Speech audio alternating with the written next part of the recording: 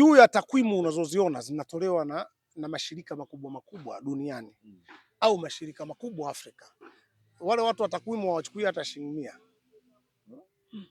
Niliwahi kuambia mtu mmoja, Simba ina mashabiki wengi kuliko Yanga popote tembea. Labda Jangwani peke yake ndio Yanga watakuwa wengi kuliko Simba. Pale Jangwani. Kwa sababu watatoka Mbeya huko Iringa, wasi watakutana pale. Pale ndio watakuwa wako wengi, lakini kwa maana ya mtaani Simba ana mashabiki wengi sana kuliko Yanga. Sasa kuwa tuna mashabiki wengi ni mtaji mkubwa miongoni mwa mitaji. Tatizo letu ni moja. Nadhani kwenye takwimu wa kwanza National, wa pili alikuwa Zamalek. Watatu Simba Sports. Watu wa Simba tuko wengi shekhe, tunafuatilia. Watu wa Simba wako serious. Nenda sasa hivi chukua maiki yako. Tafuta watu wa Yanga 5 waoji Simba 5. Weka watu wenye akili watakwambia wa Simba wako sawa sawa. Watu wanafuatilia, wana facts za kutosha. Kwa hiyo humu kwenye mitandao ya kijamii sisi tumewahi kufanya balaa kubwa. Ndio nimekwambia tumefanya balaa mpaka na kina Flamingo. Sio katika hoja tu za kitotototo. Kwa hii inachagizwa na nini? Kwanza ni sifu timu ya kina Ahmed Ally, nadhani ndio inafanya kazi yote. Ni timu yake nzima. Wao ndio watakuwa wamegawa dara ya habari. Wao watakuwa wamegawa kitengo. Insta kana Abdallah. Umeelewa bwana? Yupo pale mkuu wa vitengo hivi, anaitwa Bwana Rabi ule mpiga picha. Sina shida. Ndio hiyo sio idara ya habari hiyo. Bosi wake ni Ahmed au kuna mwingine? Ndio meneja. Basi ndio bosi huyo. Hiyo idara ndio inafanya kazi katika hatari sana. Na kuna kipindi kulishawahi kusimama baadhi ya watu wa Wasafi wakaanza kudanganya watu juu ya hiyo idara ya habari. Yaani wakawa wanaisifu idara ya habari ya Yanga. Kuonekana kama iko safi, inafanya sijui. Hata hiyo idara ya habari hiyo ya Simba ni hatari hata kurumagia.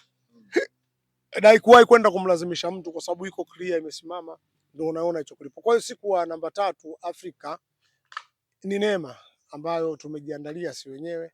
Na niseme hiyo naona kama ndogo. Hiyo inatakiwa Mungu kama atapenda ikiwezekana tuende kwa nafasi ya kwanza Afrika. Bwana, story kubwa wakati tuko mapumzikoni ilikuwa ni Simba Sports Club kutajwa miongoni mwa vilabu bora vyenye thamani barani Afrika akiwa anashika nambari 3. Niko naye Saif kuzungumzia hili bwana. Wana Simba wanaendelea kujimwaimwai na kujimwambafai kwenye soka barani Afrika ndugu yangu. Kwanza nikwambie Abdallah. Kuna tofauti kubwa sana kati ya watu wanaofanya vitu kwa malengo na watu wanaofanya vitu kwa miemko. Watu wa malengo wanasubiri muda mfupi sana Abdallah katika kufanya mambo yao, impact yake inaonekana. Watu wa sifa wanalazimika kila wakati kuigaramia sifa. Tatumia mfano mdogo tu alafu baadaye tutarudi. Na hii kuna watu hawawezi kunielewa. Najua watu wengi wa kimtaani tawaacha mbali sana. Ni wakati zinaingia stories za Freemasons. Nilisema vitu vilivyodumu kwa muda mrefu ni hizi dini. Mungu mwenyewe ndo anajua. Na tukifikia hapo sitaki nimhukumu mtu mwingine. Ila mimi nibaki na imani yangu. Unaelewa? Mungu mwenyewe ndo anajua, lakini ndizo zimeishi.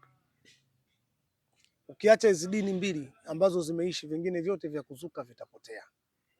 Sasa hizi zitakwenda kupambana zenyewe siku kwa Mwenyezi Mungu. Haki ikoje na batili ikoje? Kaambia watu hii Freemason ni uzushi, mimi muono wangu. Ili ni genge la wahuni ambao wanataka kufanya kazi zao za bandia, kazi zisizo halali. Kuna sheria ya fedha. Nadhani ya mwaka 93 hapa. Inakutaka useme hela umetoa wapi, na wewe hela umebeba madawa ya kulevya. Yaani wewe kuitia mtaji ukifanya umefanikiwa kufika kwa milioni 200 unaenda benki. Utaeleza nini? Umeuza nini? Sheria hii inawafanya wahalifu wakamatwe kiurahisi. Sasa ikatengenezwa Freemason iwe kinga ya wahalifu hao wa kufichwa. Hii tutatoa siku nyingine kama elimu. Kwa sababu kuna watu wameamini ile Freemason ipo na nini. Wengine wataishi na kuamini. Hamna propaganda tu. Miongoni mwa propagandism.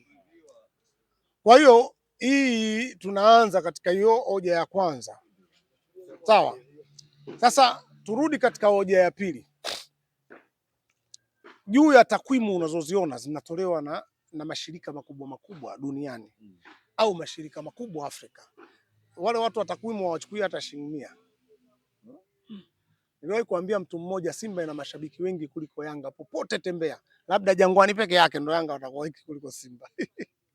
pale Jangwani kwa sababu watatoka Mbeya huko Iringa, wasi watakutana pale ndo watakuwa wako wengi, lakini kwa maana ya mtaani Simba ana mashabiki wengi sana kuliko Yanga. Sasa kuwa tuna mashabiki wengi ni mtaji mkubwa miongoni mwa mitaji. Tatizo letu ni moja, nadhani kwenye takwimu wa kwanza National, wa pili alikuwa Zamalek, watatu Simba Sports.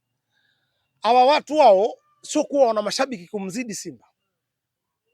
Umenielewa vizuri? Utajiri uliozungumzwa na vile vilabu ni juu ya hawa mashabiki.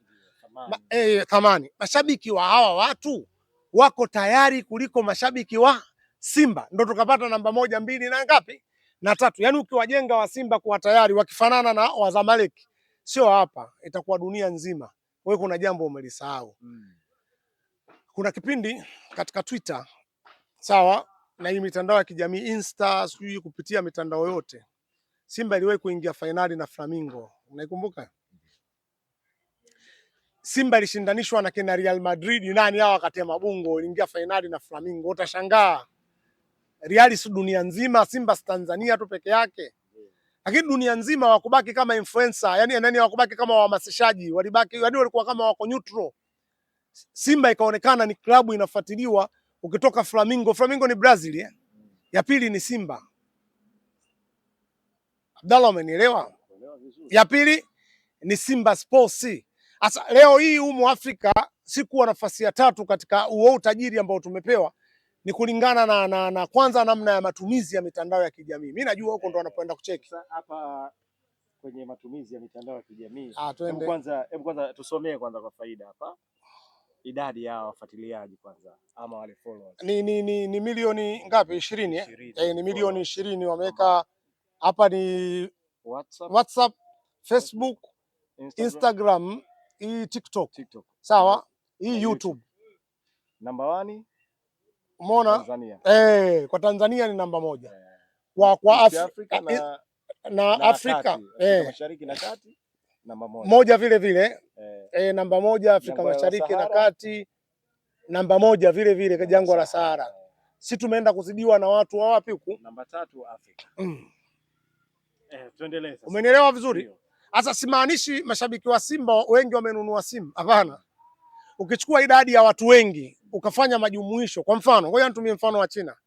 Ukiniambia duniani wapi kuna Waislamu wengi, nitakwambia China. Bila oga. Hamna nchi yote inawafikia China kwa Waislamu wengi. Ila ukikompea wa China wenyewe, sijui umeelewa, na imani zao, Waislamu hawafiki hata robo, kwa sababu nchi ya China ina zaidi ya Waislamu milioni 300. Anaambie kuna nchi gani nyingine ina watu milioni 300? Nani niambie nchi gani? Lakini kwa maana ya pale ndani watafilisika. Sasa ukiwa na mtaji wa watu milioni 300 unao, hawa watu wakanunua simu watu milioni 1, hilo baki 290 wote hawakununua, simu hizi zitakuwa ziko nyingi. Kwanza wana Simba Mungu amewabariki kidogo, wana hela. Yanga wengi njaa kali. Hii bwana siache kusema. Sasa Tanzania namba 1 zima wengi njaa kali. Wewe nisikilize. Watu wa Simba tuko wengi shekhe, tunafuatilia. Watu wa Simba wako serious. Nenda sasa hivi chukua maiki yako, tafuta watu wa Yanga 5 waoji Simba 5. Weka watu wenye akili watakwambia wa Simba wako sawa sawa. Watu wanafuatilia, wana fakti za kutosha. Kwa hiyo humu kwenye mitandao ya kijamii sisi tumewahi kufanya balaa kubwa. Ndio nimekwambia tumefanya balaa mpaka na kina Flamingo. Sio katika hoja tu za kitotototo. Kwa hii inachagizwa na nini? Kwanza ni sifu timu ya kina Ahmed Ally, nadhani ndio inafanya kazi yote. Ni timu yake nzima. Wao ndio watakuwa wamegawa idara ya habari. Wao watakuwa wamegawa kitengo. Insta kana yo Abdallah. Umeelewa bwana? Yupo pale mkuu wa vitengo hivi, anaitwa Bwana Rabi, yule mpiga picha. Sina shida. Ndio hiyo sio idara ya habari hiyo. Bosi wake ni Ahmed au kuna mwingine? Ndio meneja. Basi ndio bosi huyo. Hiyo idara ndio inafanya kazi katika hatari sana. Na kuna kipindi kulishawahi kusimama baadhi ya watu wa Wasafi wakaanza kudanganya watu juu ya hiyo idara ya habari. Yaani wakawa wanaisifu idara ya habari ya Yanga, kuonekana kama iko safi, inafanya sijui hivi. Hata hiyo idara ya habari hiyo ya Simba ni hatari hata kurumagia. Na haikuwahi kwenda kumlazimisha mtu kwa sababu iko clear imesimama, ndio unaona hicho klipo. Kwa hiyo siku wa namba 3 Afrika ni neema ambayo tumejiandalia si wenyewe.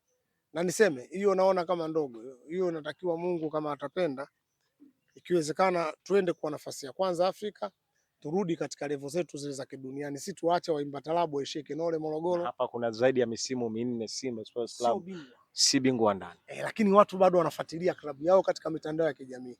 Umenielewa? Si cha kufanya tuache hao wanaishia Mbondole wenzetu kujulikana mwisho Mbeya, umenielewa vizuri Kiela kule Kasala wanajulikana zaidi mwisho Iringa, sisi tupasue Yanga. Si hatulazimishi kutafuta eti mwenyekiti sio wa vilabu sio wa wetu, umenielewa? Unamiliki vilabu hata 25 havifiki, si hataki.